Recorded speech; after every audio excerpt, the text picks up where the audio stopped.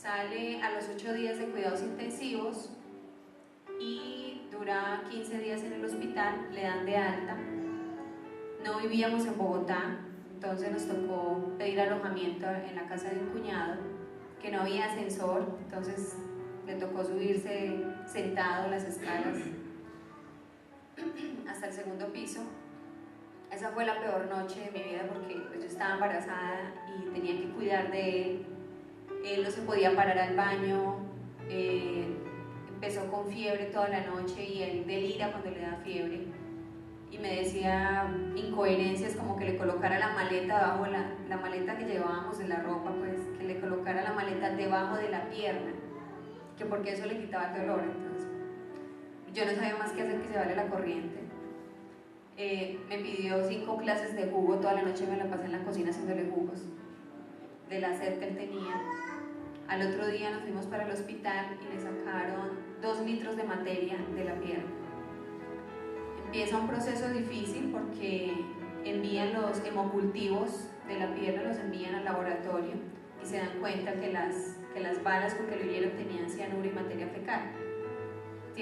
La materia fecal tiene las bacterias pues, peores que existen. Después de esa, creo que era el estafilococo dorado, y esta bacteria lo que produce es una gangrena. Las personas que llegaban con este tipo de heridas de bala duraban 8 días vivos. Pero Dios tenía un propósito en la vida de nosotros. Amén. Y ahí ustedes ven que la pierna empieza a perder su forma. Ahí ven un hueso que ya no es un hueso, la parte de arriba del músculo ya se ha perdido gran parte del músculo. ¿Sigue? Gracias. Y cada vez era peor. Si te das cuenta, cada vez era mayor el daño. ¿Sigue? Y ahí ya está el diagnóstico de los médicos, cuando ellos ya empiezan a tratarme.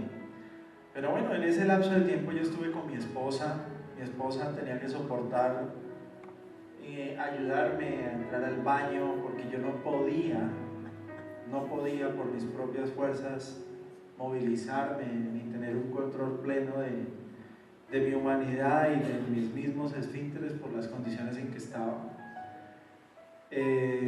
Los médicos empiezan a ver ese cuadro febril y con esa enfermedad tan fuerte, y empiezan otros órganos a afectarse, porque además esa bacteria empezó a irse por diferentes partes.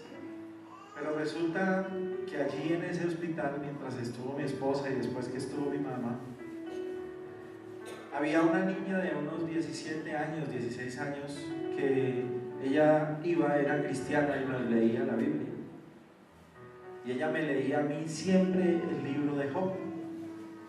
No me leía otra palabra sino era Job, Job, Job, y me hablaba de Job y la historia de Job, pero yo despreciaba todo lo que ella me decía. Yo la hacía a un lado, le decía: ya me tienes harto, cállate, no hables más. La despreciaba. Y pues prácticamente no tenía como la fe en el lugar correcto, ni estaba creyendo nada de lo que ella me decía.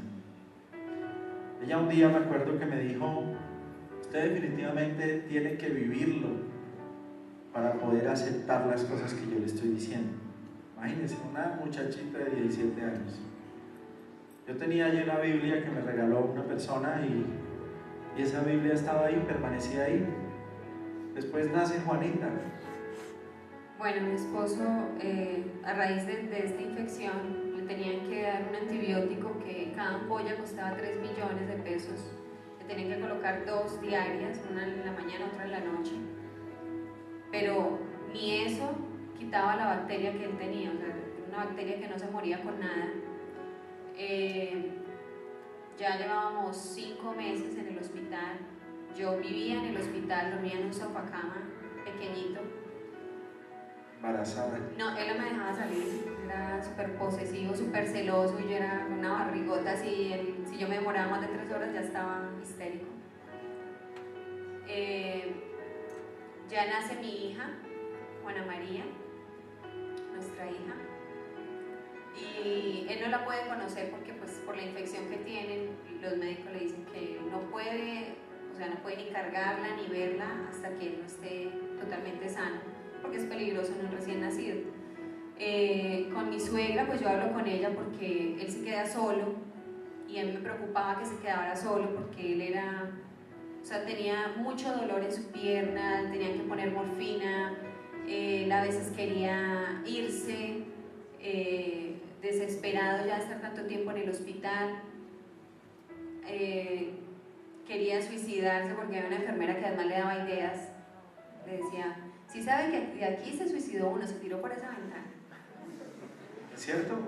Entonces, pues muy complicada la situación. Yo, le digo a mi suegra, ella tenía a su mamá también enferma, le dije pues cambiemos de paciente, yo me quedo con la abuelita en mi casa, me voy con Juana para la casa y usted se viene para acá al hospital y cuida de Lautaro.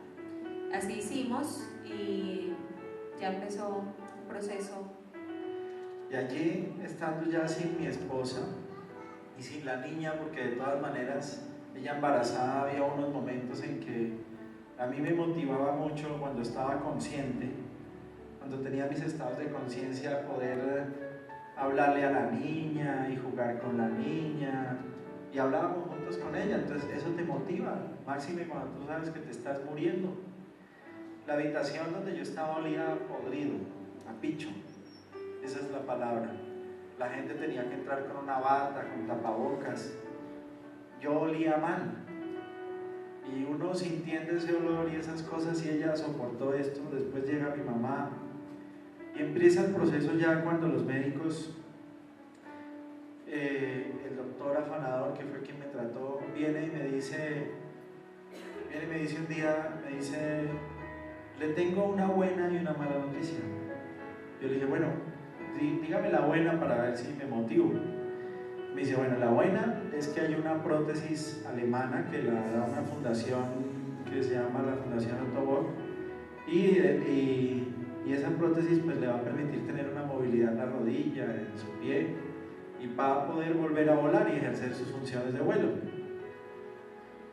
Le dije, ¿cuál es la mala? Y me dijo, la mala es que tengo que hacerle una amputación de la pierna más o menos 10 centímetros abajo de la cabeza del fémur desde la cadera.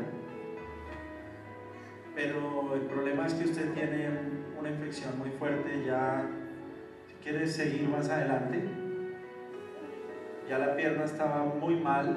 Más adelante, la siguiente, exacto, y la siguiente. Y entonces ya me hacen unos exámenes más detallados, y esos donde ustedes ven las partes oscuras, esos son métodos de contraste o algo así que le hacen a uno. Y es donde identifican los lugares donde están las bacterias, donde está el mayor número de bacterias. Si ustedes ven, yo ya tengo, por ejemplo, mis pulmones, mis riñones, y hay parte de los órganos que ya están con la infección, órganos vitales. El médico me decía que si llegaran a hacer alguna cirugía, por ejemplo en el hígado, corría el riesgo de que me diera algo que se llama sepsis o septicemia, que es una infección de todos esos órganos, algo así. Finalmente me encuentran una endocarditis bacteriana, el hígado también se afecta, los pulmones con la embolia grasa, el hueso infectado, la bacteria ya se estaba pasando a la otra pierna, ya estaba en la parte reproductiva, ya tenía prácticamente, mis piernas ya no funcionaban igual, ya no controlaba los esfínteres igual, ya no tenía la capacidad normal. Finalmente, el médico me dice que el riesgo de que yo me salve de la cirugía es muy poco, porque en el proceso nomás de la anestesia me podía quedar. Le dije yo, bueno, ¿y cuáles son las posibilidades que tengo de salir vivo? El médico me dijo, la verdad, tiene un 20% de posibilidades. Y algo que me dijo que me tocó mucho el corazón, me dijo, y si sale vivo, usted se va a ir a su casa, pero yo no le puedo garantizar que la bacteria se muera. Y le puedo garantizar que seguramente va a estar en su casa, pero va a tener que regresar al hospital, o a lo mejor ni regrese. Eso fue lo que me dijo el médico. Y ahí entonces entré yo como en un pánico, un estrés, no sé cómo llamarle a eso, porque le da a usted de todo lo que usted no se imagina. Después de usted ser una persona, entre comillas, fuerte, tener el poder, tener autoridad, tener control de muchas cosas y estar ahí sin usted poder hacer nada por usted mismo, impotente, dándose cuenta que uno realmente no es nada, sino es Dios, y dándose uno cuenta también de todos sus errores, ¿no? Entonces en ese momento ya viene otro espacio distinto, y ahí es cuando saco a mi mamá del hospital y ella termina yéndose del hospital porque yo la boté del hospital prácticamente. Yo le dije, vete de acá que no te quiero ver, y mi mamá se fue.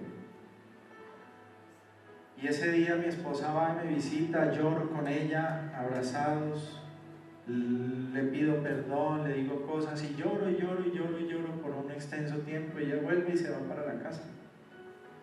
Se va a estar con la niña, con Juanita. Yo no conocía a mi hija había nacido, yo no la conocía.